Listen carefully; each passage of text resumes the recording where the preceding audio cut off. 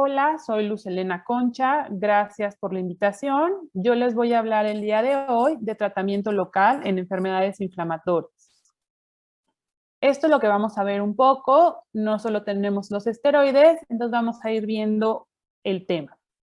Para hablar de tratamiento local, primero tenemos que saber a qué parte del ojo queremos llegar, por lo tanto es importante saberlo y de ahí la selección del medicamento. Ya tenemos diferentes rutas de administración para tratamientos locales, como podemos ver en esta tabla, desde vías tópicas en cámara anterior, subconjuntivales, perivulvares, subtenonianas, retrovulares, intravítreas de diferentes dispositivos y también tenemos unas nuevas vías como la supracoroidea. Entonces, hablando un poco de esteroides. Recordemos que los esteroides van a ayudar a parar esta cascada de inflamación, por lo tanto, para llegar otra vez a la homeostasis. Existe un delicado equilibrio entre las cosas proinflamatorias y las cosas antiinflamatorias, de ahí que es importante recordar. Vamos a ver entonces que esta cascada de inflamación, si solo damos al paciente un antiinflamatorio no esteroideo, solo va a bloquear a la vía de las prostaglandinas. En cambio, si le damos al paciente un esteroide, nos va a bloquear las dos vías de la inflamación y esto obviamente va a influir en la respuesta al tratamiento. Recordar también que el esteroide de elección, que es el que tiene una actividad de glucocorticoide y una de mineralocorticoide, es la hidrocortisona, y que todos los esteroides van a tener esta actividad.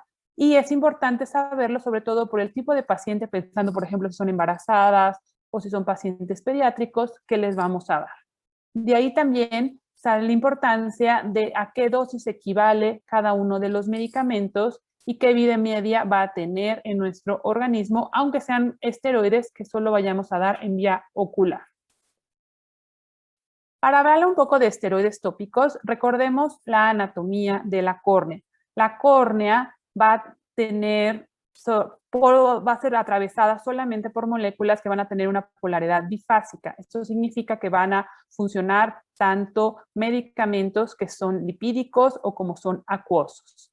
Entonces, lo que va a ser lipídico, que lo pueda atravesar, va a ser el epitelio y también el endotelio. En cambio, los medicamentos que son hidrofílicos, esos solamente van a llegar hasta el estroma. Entonces, realmente existe una combinación de medicamentos que es lo que podemos utilizar.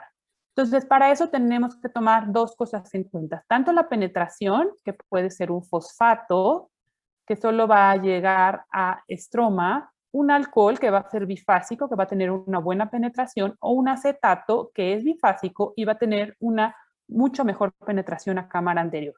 Y también considerar entonces el vehículo. Y aquí podemos ver en esta tabla que depende de cuál utilicemos, va a tener una mayor o menor penetración y permanencia. En esta tabla se resumen los esteroides tópicos con los que contamos principalmente. Lo que me gusta de esta tabla también es que, como pueden ver, aquí está marcando solo el acetato de prednisolona, es la concentración del amor acuoso. Como vimos, es el que mejor penetra a cámara anterior y cuánto tiempo lo vamos a tener a 12 o 24 horas. Si, por ejemplo, lo comparamos con algún otro que tiene una buena concentración en cámara anterior, estamos hablando, por ejemplo, de la aplicación de un fosfato de dexametasona subconjuntival que va a tener una buena concentración en cámara anterior y va a tener todavía una buena concentración a las 24 horas.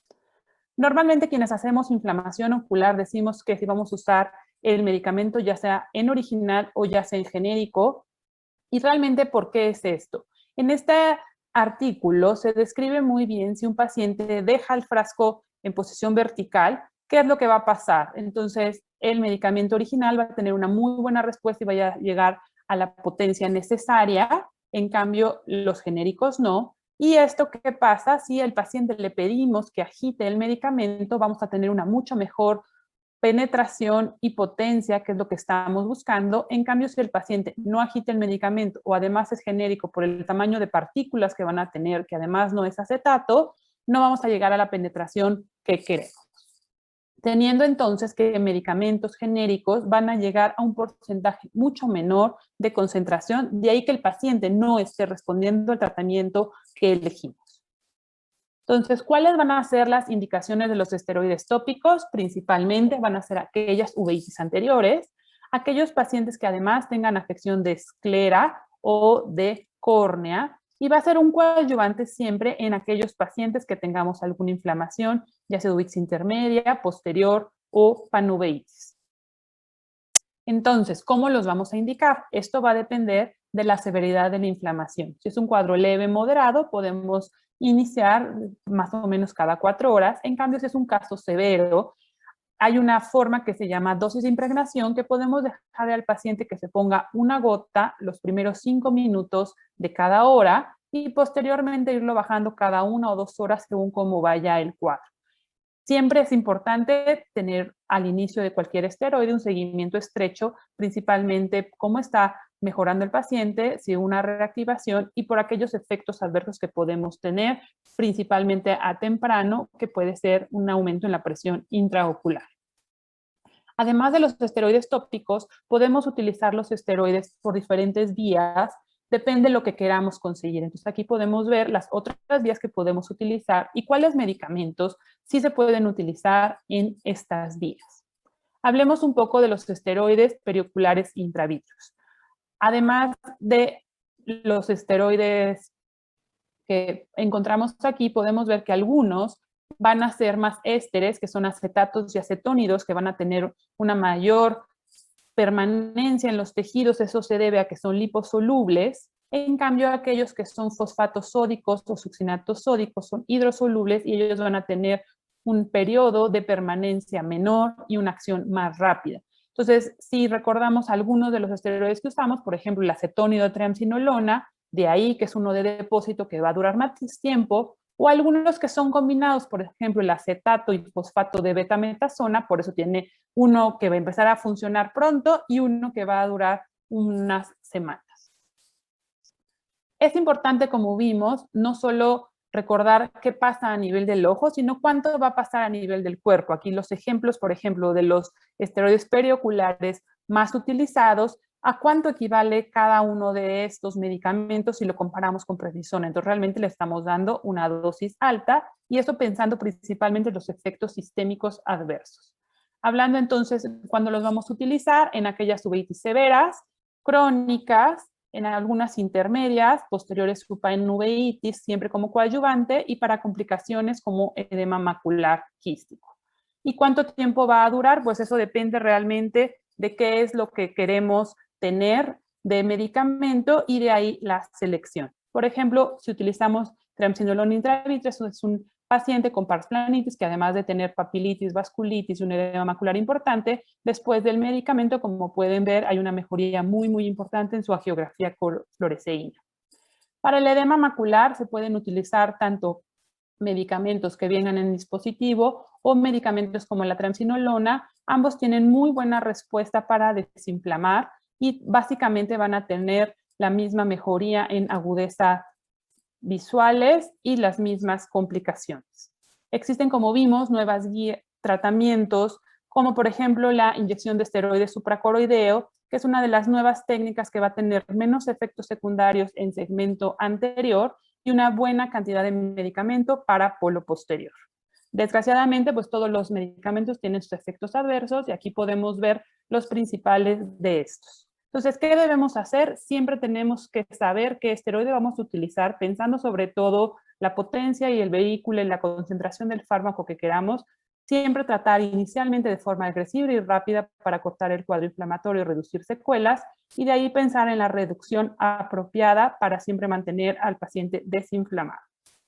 En cuanto a los antiinflamatorios no esteroideos a nivel tópico, sí está demostrado utilizarlos para piescleritis, a veces acompañados de una AINE oral, y existe muy poca evidencia y eficacia para escleritis e uveitis anteriores. Recordar también que estos medicamentos pueden llegar a tener secuelas importantes en los pacientes, sobre todo en aquellos que tengan algún defecto epitelial por cualquier causa, ya sean sistémicos, por ejemplo artritis o Sjögren, o diabéticos, o pacientes con alguna alteración ocular. De ahí que siempre tenemos que tener un seguimiento estrecho. Otro desinflamatorio a nivel tópico que se puede utilizar es la ciclosporina, que existe en diferentes presentaciones y que también eso hace que tenga diferentes penetraciones, que puede funcionar muy bien principalmente, hablando de inflamación, para pacientes con síndrome de ojo seco, coadyuvante con su terapia sistémica. Y el otro segundo es el tacrolimus, que ese realmente va a ayudar a la producción de citocinas proinflamatorias e igual funciona muy bien en síndrome de Sjögren y en algunos tipos de escleritis se ha visto con buenos resultados. El sirolimus, además, ahora existen diferentes formas de ponerlo, tanto a nivel subconjuntival e intravitreal, con muy buenos resultados. Este primer estudio demuestra que para pacientes con uveitis intermedia posterior o panuveitis, hubo una mejoría muy importante de la inflamación en vítreo, mejoró la agudeza visual y también algo importante es que se redujo la cantidad de esteroides sistémicos. Existen nuevos trabajos que se están utilizando para escleritis no necrotizante con muy buenos efectos. El metotrexate intravitrio es un medicamento que, gracias a que se ha estudiado mucho para pacientes con linfoma, podemos llegar a tener un efecto muy bueno, tanto como ahorrador esteroide como desinflamatorio, como podemos ver en este paciente. Tuvo una mejoría muy importante, tanto del edema macular como de la vasculitis. Y bueno, no podemos olvidar que también podemos siempre tener adyuvantes, tanto para virus o parásitos, como podemos ver en esta tabla, pero recordar que siempre van a tener una duración corta. Por ejemplo, los antivirales que más utilizamos es el ganciclovir, que este está indicado principalmente en pacientes con citomegalovirus, como vemos en esta imagen, o retinitis herpética necrotizante que afecte en zona 1 o en aquellos pacientes que no van a tener tolerancia a la vía oral. Claro, lo malo es que no protegemos al paciente a nivel sistémico, no protegemos el otro ojo y en algunos casos puede cambiar hasta la mortalidad de los pacientes. Y el segundo causa infecciosa es la toxoplasmosis, que podemos utilizar ya sea clindamicina o trimestoprim con sulfamethoxazol con muy buenos resultados. Igual es en pacientes con afección en mácula, embarazadas, pacientes alérgicos, que no toleren vía oral o que no haya mejoría con muy buenos resultados, pero en pacientes, sobre todo en México, por el tipo de cepas, muchas veces sí preferimos dar tratamiento vía oral.